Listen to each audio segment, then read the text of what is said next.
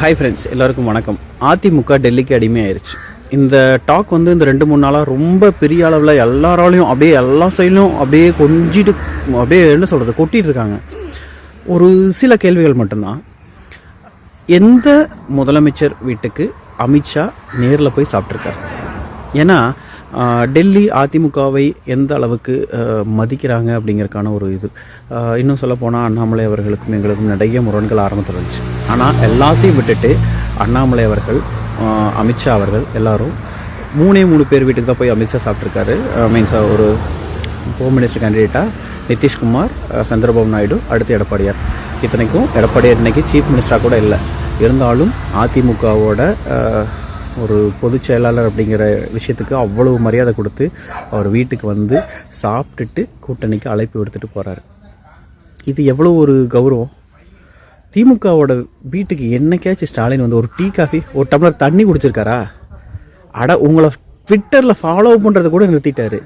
இந்த அளவுக்கு உங்கள் கூட்டணி கட்சி உங்களை செருப்பால் அடிக்காத குறையா கேவலப்படுத்தி மானபங்கப்படுத்தி நடுத்தெருவில் இழுத்து விட்டுட்டு இருக்குது. ஆனால் அதெல்லாம் உங்களுக்கு தெரியல. அதை மறைக்கிறதுக்கு அதிமுக பக்கம் கை காட்டிட்டு இருக்கீங்க. 2 தடவை எடப்பாடியார் டெல்லி போய் பார்த்துட்டு வந்துட்டாரு.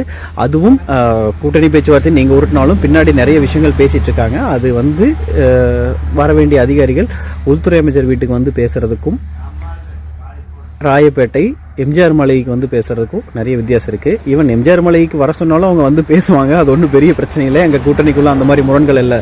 ஆனால் அவங்க வந்து பேசினாங்கன்னா அப்புறம் அரசாங்க அதிகாரிகளை ராயப்பேட்டை அலுவலகத்தில் வைத்து பேசிய அதிமுகன்னு அன்னைக்கும் பதறிவீங்க. ரோட்டில் வந்து பண்ணி மாதிரி கிடந்து உருளுவானுங்க. அதுக்கெல்லாம் நாங்கள் பொறுப்பில்லை. But reality is BJP is respecting ADMK to the highest.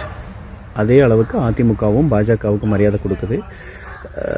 ஆனால் அதை தாண்டி கொள்கை முரண்கள் எங்களுக்குள்ள நிறைய இருக்கும். அதை நாங்கள் பேசிக்கிறோம், டீல் பண்ணிக்கிறோம். இங்கே தமிழ்நாட்டை காங்கிரஸ் ஆட்சியில் வட இந்தியாவுக்கு விற்று கொண்டிருந்த திமுக இதை பற்றியெல்லாம் பேசுகிறதுக்கு கொஞ்சம் கூட தகுதியே கிடையாது. நன்றி.